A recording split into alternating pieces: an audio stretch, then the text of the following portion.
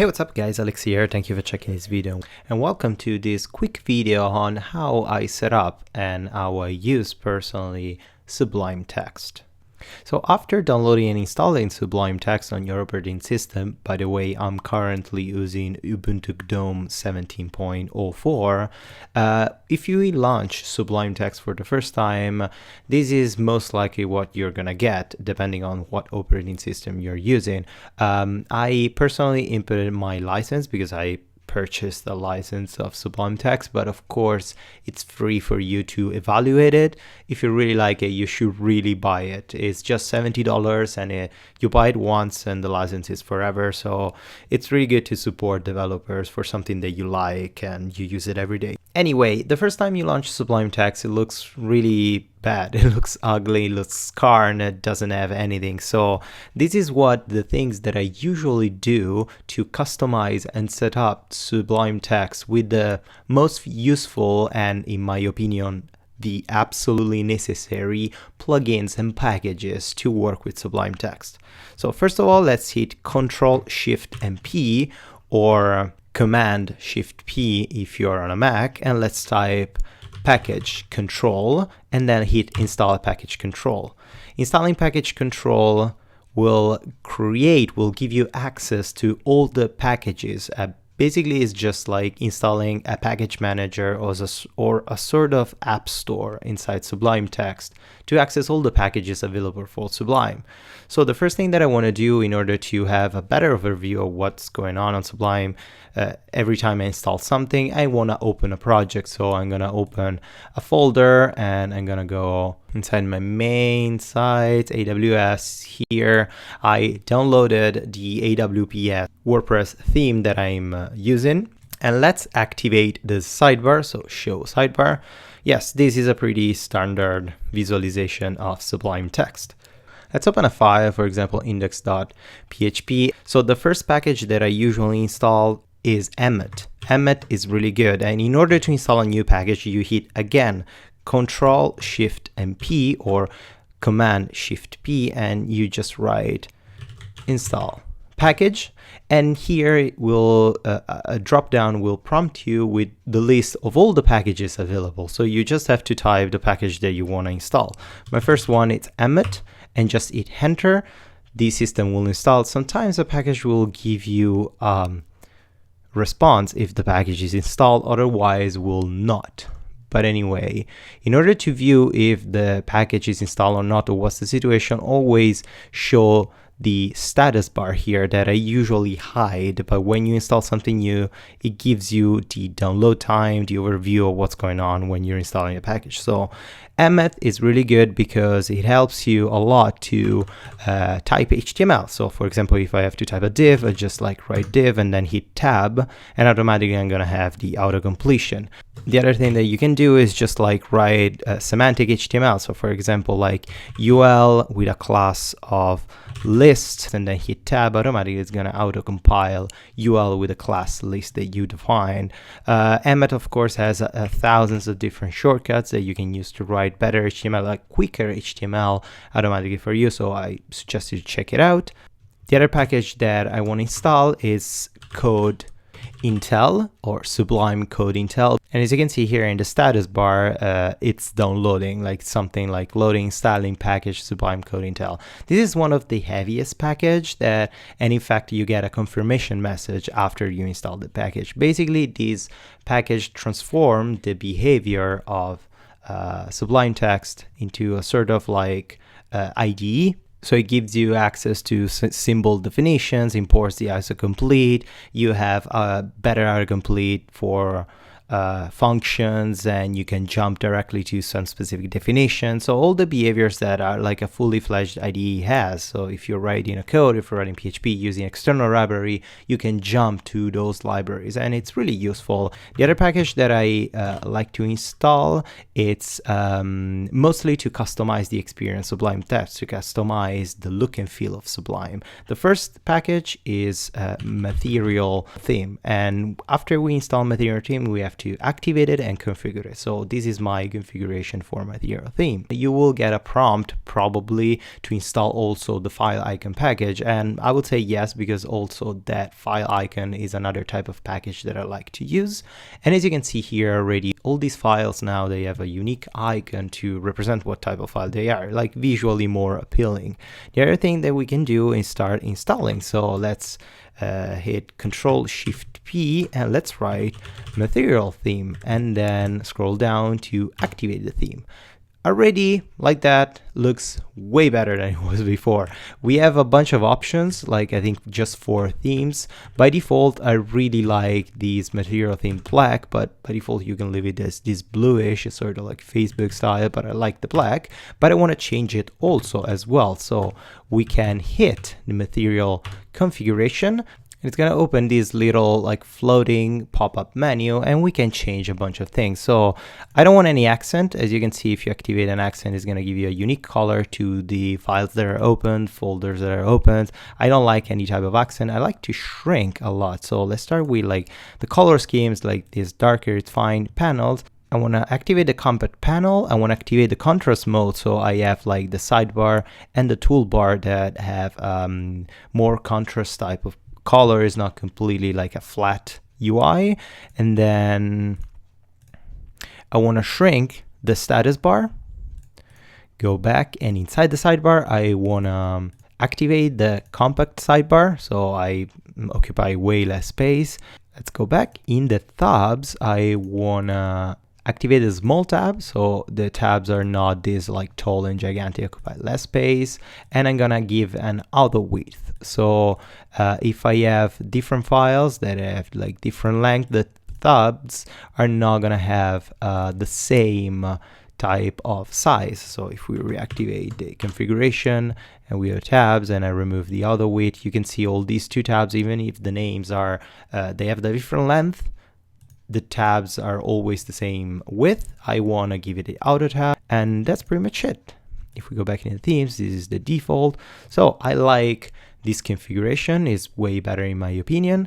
But the other thing that I want to do, I want to change the look of the this writing. It's really clunky and it's really all attached. So the things that you can do is just accessing the preference and then settings, or you can hit Control comma or Command comma if you're Windows or Mac. Opening the settings will give you access to the JSON file that controls the settings, and this is one of the good things about Sublime Text. It's a graphic user interface software, but it gives you the ability to control the behavior through code. So you can write and update your JSON file to change the look and feel and behavior of the software. This is great. On the left, you have the list of all the options that you can use.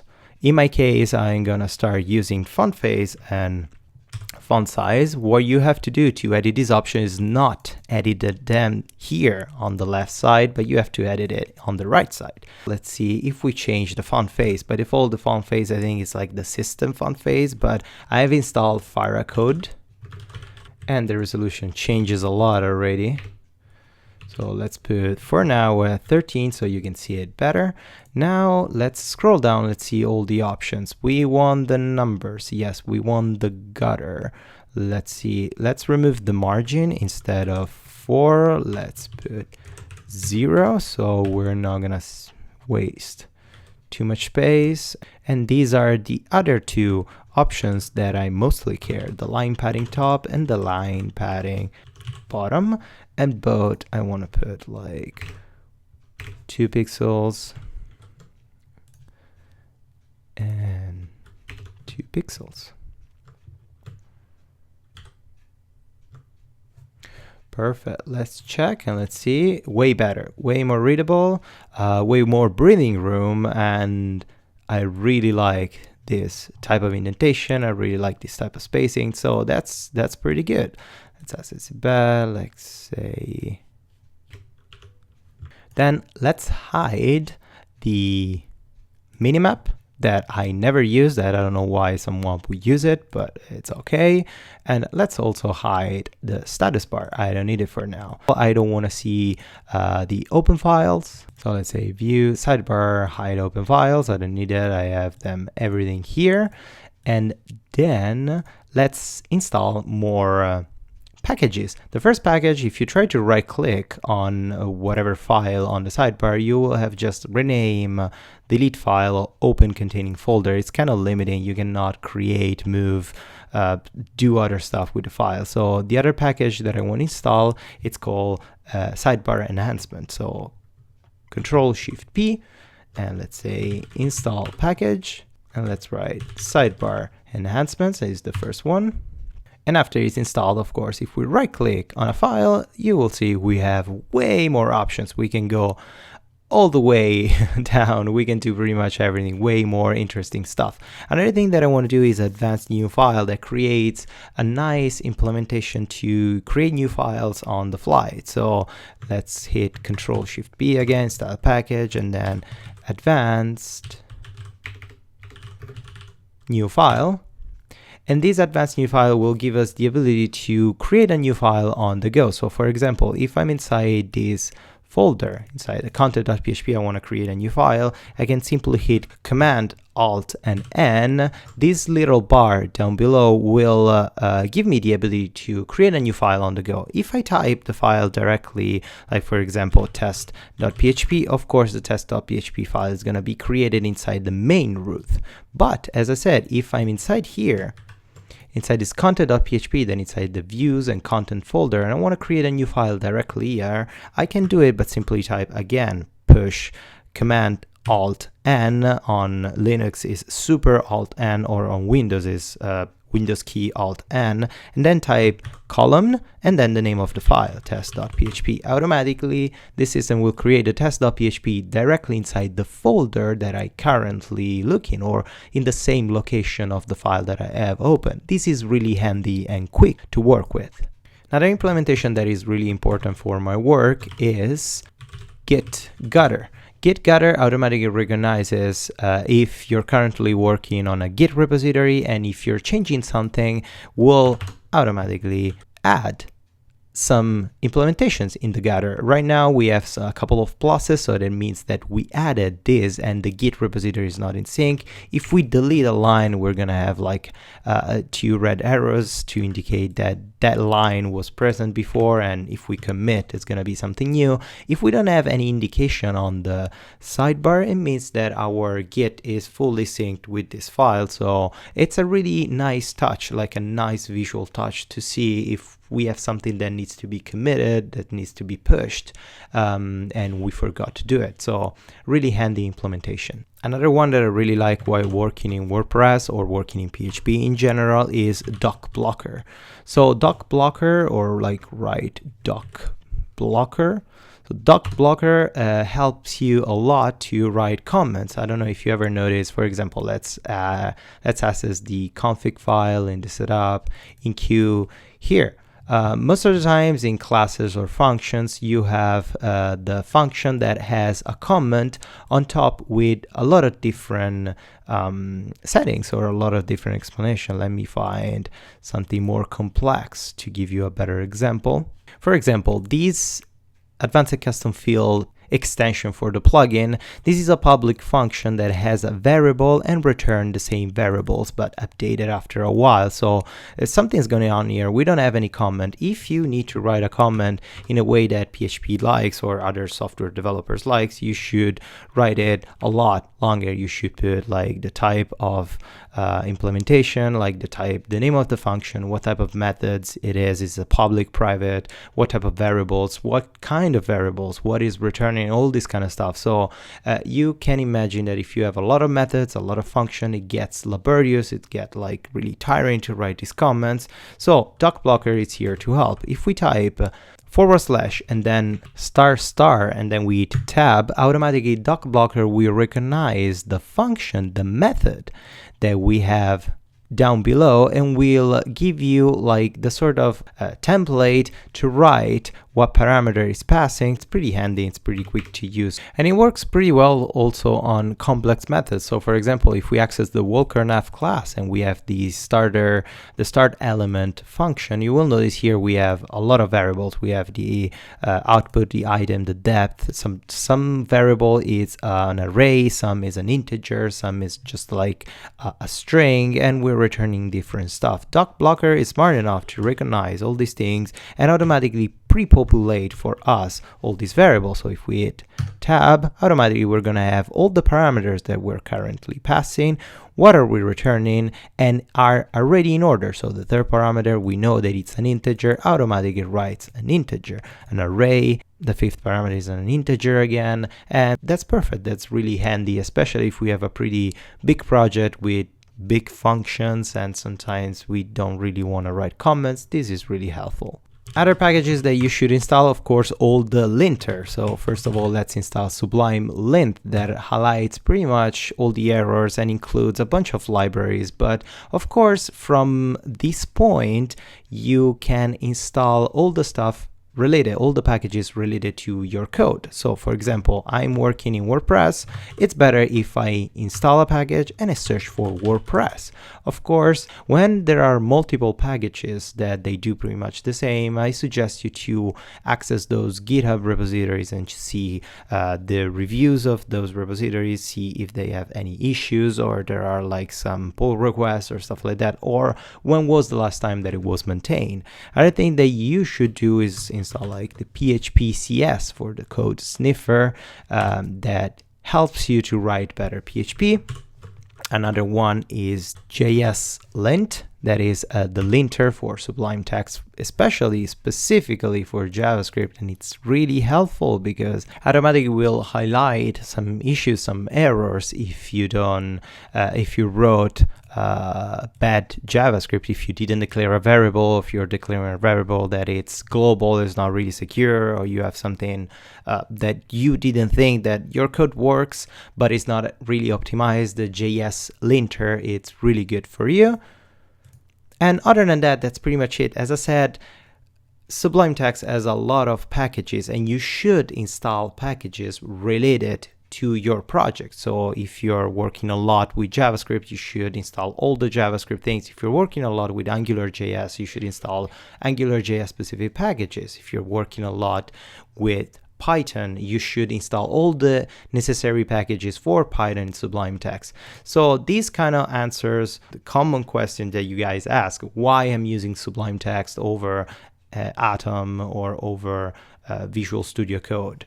First, because I've been using Sublime Text for the past couple of years, so I'm really used to its workflow and I'm really used to its commands and how it works and all the things that I can do. I really like the amount of packages that are available, that of course these packages are available also for Atom and Visual Studio Code or other IDE, but also Sublime Text is lightning fast. Sometimes I end up working on legacy code and really like heavy files, or sometimes I have to import an SQL dump that are like 10,000 lines of code. I have to do a quick search or replace. Sublime Text is lightning fast, and in the past 2 years that I worked with Sublime, it never crashed on me. Seriously, I never had an issue with it. Even if I had like 3 instances open at the same time with 100 files open in every instance, it was like still fast, not slowing down my machine and not showing any issue in handling those kind of heavy files.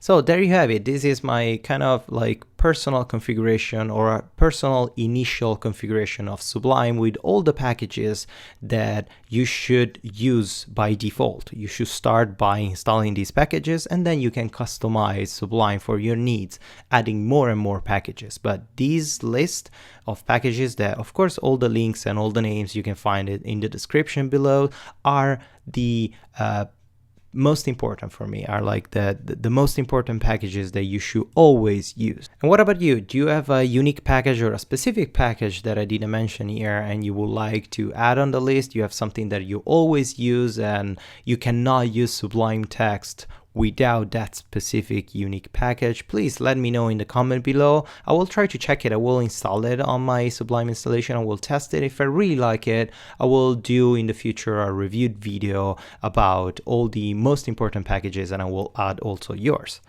So it's pretty much it for this video. Thank you so much guys for watching. Hope you enjoyed it. Please give it a thumbs up or subscribe to my channel. And until the next lesson, until the next video, as usual, happy coding.